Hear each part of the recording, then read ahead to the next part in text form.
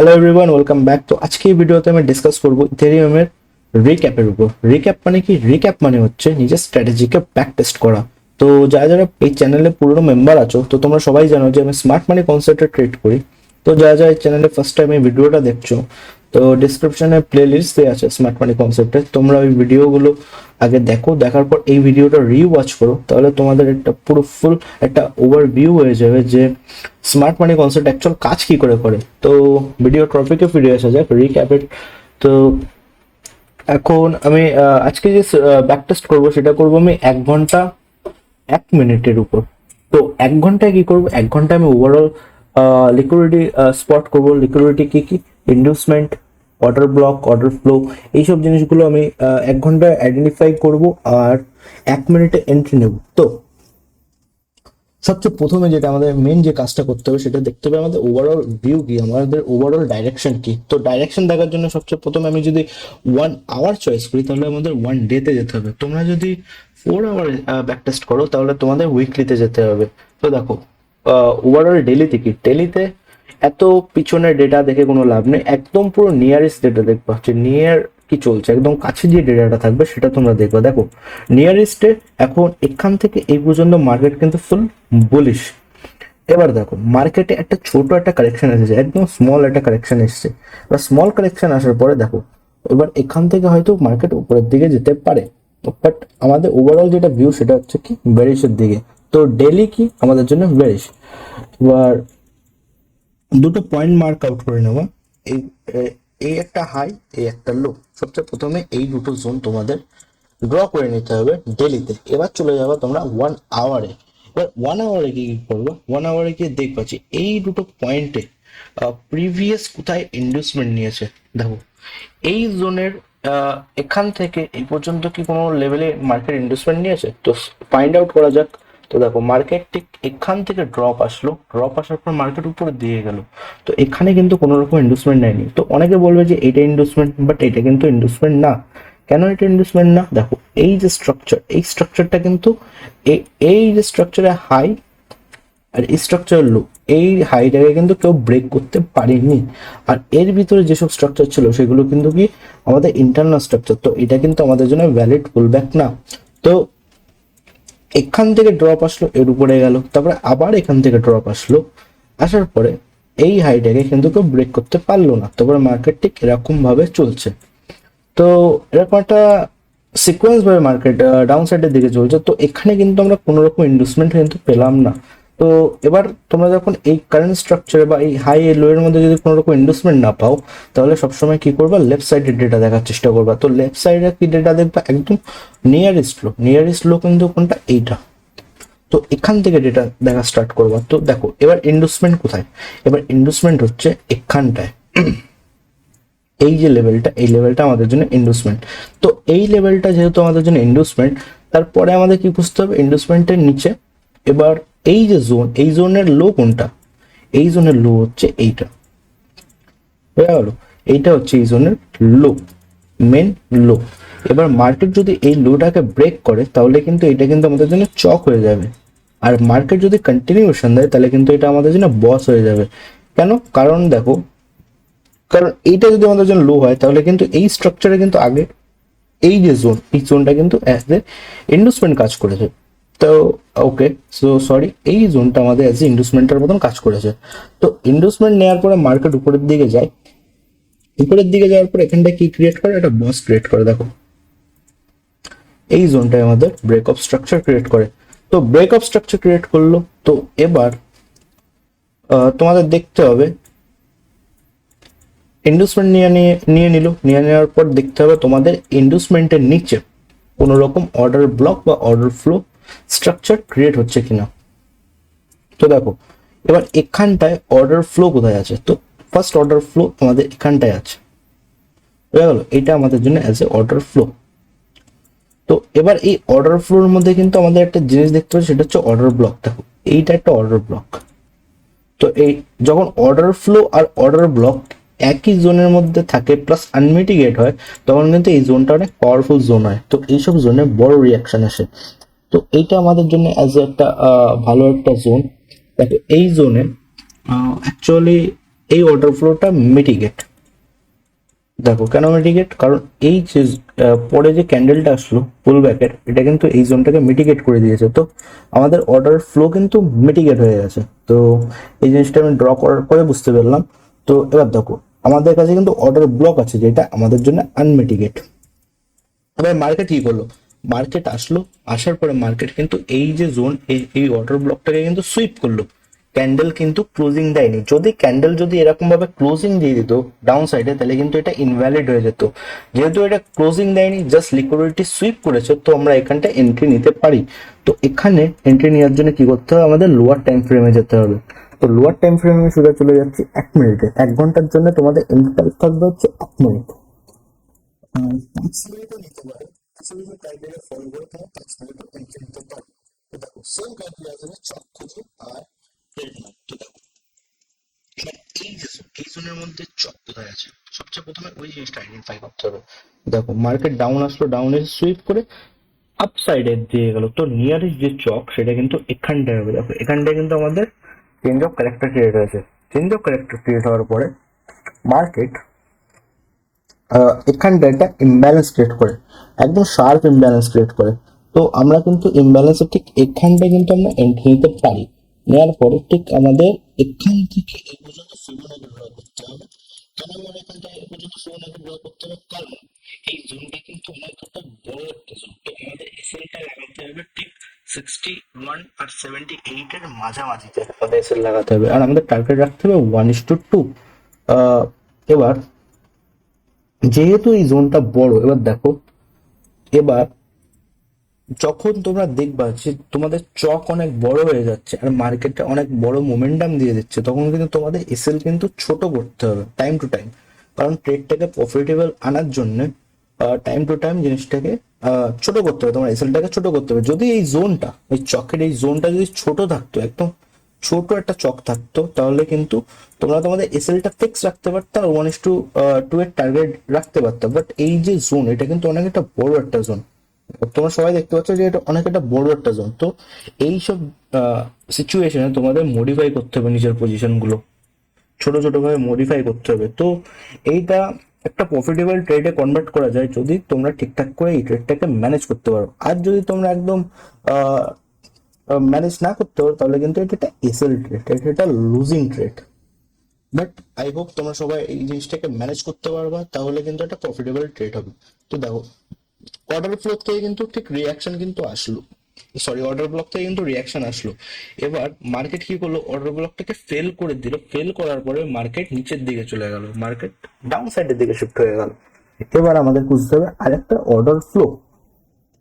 তো দেখো এখানটায় কিন্তু একটা অর্ডার ফ্লো পাওয়া গেছে, এই অর্ডার ফ্লো। এই অর্ডার ফ্লোতে মার্কেট ট্যাপ করলো, ট্যাপ করার পর আপসাইডের দিকে মুভ দিল। তো এবার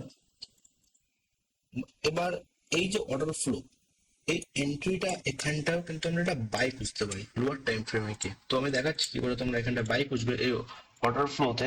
আর অর্ডার ফ্লো নিচে দেখতে হবে কোনো রকম কি আরো কোনো অর্ডার ব্লক পাচ্ছে, বা এই যে জোন, এই জোনের মধ্যে কোনো রকম কি অর্ডার ব্লক আসে। তো সেই জিনিসটা আমাদের ফাইন্ড করতে হবে। তো দেখো এখানটায় কিন্তু একটা ছোট একটা অর্ডার ব্লক আছে এই অর্ডার ফ্লোর মধ্যে, সেটা হচ্ছে এই একটা জোন। এই জোনটা কিন্তু আমাদের জন্য অর্ডার ব্লক জোন। বাট এই অর্ডার ব্লকে ওভারঅল যে তোমাদের ম্যাক্সিমাম যে ইয়ে থাকবে, জোনের যে লিমিটেশন থাকবে, সেটা কিন্তু এই পর্যন্ত, এই অর্ডার ব্লক পর্যন্ত কিন্তু না। যদি এই অর্ডার ব্লক ফেল হয়, তাহলে কিন্তু তোমরা তাও আবার রি এন্ট্রি করতে পারো, যতক্ষণ না মার্কেট এই অর্ডার ফ্লো জোনটাকে না ব্রেক করে দিচ্ছে। তো মার্কেট যেহেতু এখানটা অর্ডার ফ্লো জোনটা ব্রেক করে দিয়েছে, তো এরপরে কিন্তু আর কোনো এন্ট্রি হয় না। তবে লোয়ার টাইম ফ্রেমে গিয়ে দেখবো যে ফার্স্ট রিয়াকশন এই জোনটার থেকে আসে, আসার পরে আবার মার্কেট এই অর্ডার ফ্লোতে ঢোকে। তো লোয়ার টাইম ফ্রেমে গিয়ে এখানটায় আমাদের খুঁজতে হবে সেম জিনিস, চক খুঁজতে হবে। তো দেখো মার্কেট আসলো, আসার পরে মার্কেট এই অর্ডার ব্লকে ট্যাপ করলো, ট্যাপ করার পর দেখো এখানটায় কোনো জায়গায় চক হয়েছে। তো দেখো এখানটায় কোনো জায়গায় কিন্তু চক ক্রিয়েট হয়েছে, একটা চক এখানটায় ক্রিয়েট হয়েছে। দেখো এই যে এন্ট্রি, এই এন্ট্রিটা কিন্তু একটা চক ক্রিয়েট হয়েছে, বাট এই চকটা কিন্তু ফেল হয়ে গেছে। এখানে কিন্তু কোনো রকম আমরা এন্ট্রি পাইনি। কেন আমরা এখানে এন্ট্রি পাইনি দেখো এক্সপ্লেন করছি। মার্কেট সবচেয়ে ফার্স্ট এখানটায় চক ক্রিয়েট করে, চক ক্রিয়েট করার পরে এই ক্যান্ডেলটা ক্লোজিং দেয়, তো থার্ড ক্যান্ডেল কিন্তু তার ডাউন সাইডে ক্লোজ করে, তো এখানে কিন্তু কোনো রকম ইমব্যালেন্স ক্রিয়েট হয়নি। তো এরপরে যেহেতু ইমব্যালেন্স ক্রিয়েট হয়নি, তো আমাদের কি করতে হবে, ওয়েট করতে হবে ইন্ডুসমেন্টের জন্য। তো ইন্ডুসমেন্ট এন্ট্রি মার্কেট নিয়ে নিল, নেওয়ার পরে দেখো ইন্ডুসমেন্ট এন্ট্রি নেওয়ার পরে ইন্ডুসমেন্ট নেওয়ার পরে কিন্তু মার্কেট কিন্তু কোনো রকম কিন্তু আপসাইডের দিকে কিন্তু স্ট্রাকচার শিফট করেনি। ইন্ডুসমেন্ট নিল, ইন্ডুসমেন্ট নেওয়ার পর ডাইরেক্ট মার্কেট ফেল করে দিল। তো এবার কি করবা, এবার আবার ওয়েট করবা চক হওয়ার। তো মার্কেট যেহেতু এই জিনিসটা ফেল করে দিল, তো ওয়েট করবা চক হওয়ার। তো দেখো মার্কেট এখানটা ক্লোজিং দিল, আর এখানটায় কিন্তু মার্কেটের চক ক্রিয়েট হয়েছে। ভালো করে জিনিসটা তোমাদের বুঝতে হবে, মার্কেট কিন্তু এখানটায় চক ক্রিয়েট করেছে। তো এবার দেখো এইটা আমাদের জন্য একটা ভ্যালিড চক। এবার ক্লোজিং কোন ক্যান্ডেলটা দিয়েছে সেটা ইম্পর্টেন্ট। সো চক এইটা না, অ্যাকচুয়ালি চক এইটা, কারণ এইটা হচ্ছে রিসেন্ট ক্যান্ডেলের পুল ব্যাকেল হাই ছিল, ঠিক এইভাবে এই এই এইভাবে ডাউন গেছে। তো দেখো এখানটায় চক ক্রিয়েট হওয়ার পরে আমাদের খুঁজতে হবে ব্রেকআউট কে দিল। তো ব্রেকআউট এই ক্যান্ডেলটা দিল, যেহেতু এই ক্যান্ডেলটা ব্রেকআউট দিল, তো এখানে কিন্তু কোনো রকম ইমব্যালেন্স ক্রিয়েট হয়নি। তো এবার আমাদের কি করতে হবে, আমাদের ওয়েট করতে হবে ইন্ডিউসমেন্টের। তো মার্কেট এখানটায় ইন্ডিউসমেন্ট নিল, ইন্ডিউসমেন্ট নেওয়ার পর আমাদের দেখতে হবে যে মার্কেট এখান থেকে কি শিফট হচ্ছে অ্যাপসাইডের দিকে। তো দেখো মার্কেট কিন্তু এখানে গিয়ে কিন্তু শিফট হলো, একদম টপে গিয়ে শিফট হলো।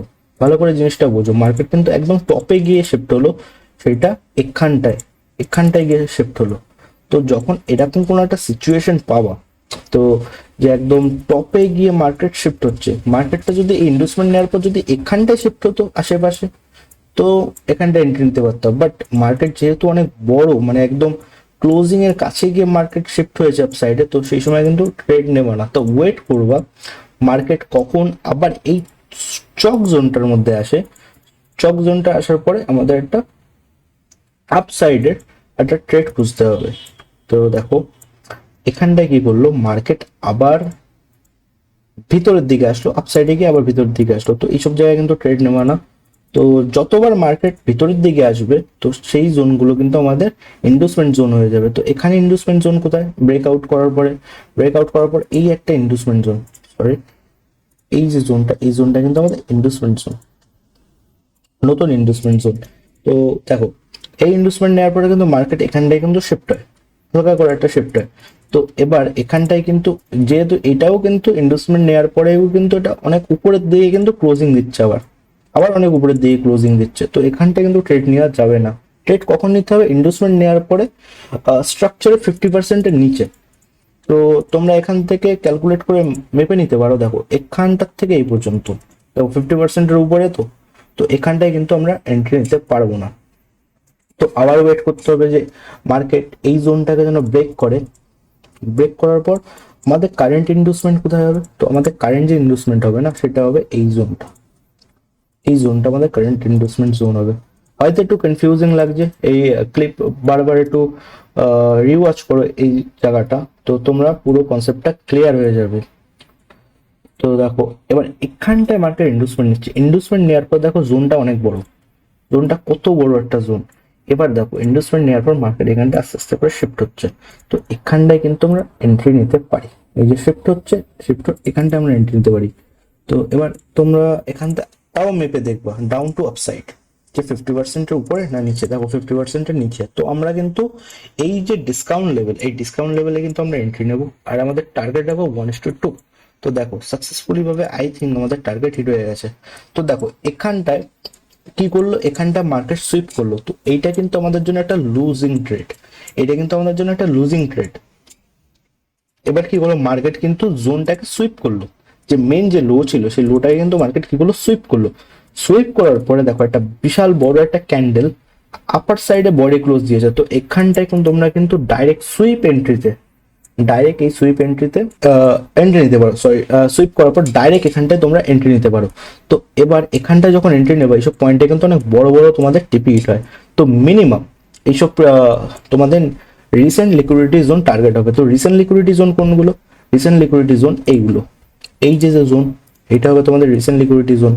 কারণ এখানতে ফার্স্ট চক হয়, তারপরে এখানটায় তোমাদের ট্রেড এইভাবে গেছে, লাইক এখানটায় চক হয়, চক হওয়ার পর মার্কেট ঠিক এই লেভেলটায় গিয়ে তোমাদের টিপি হিট হয়।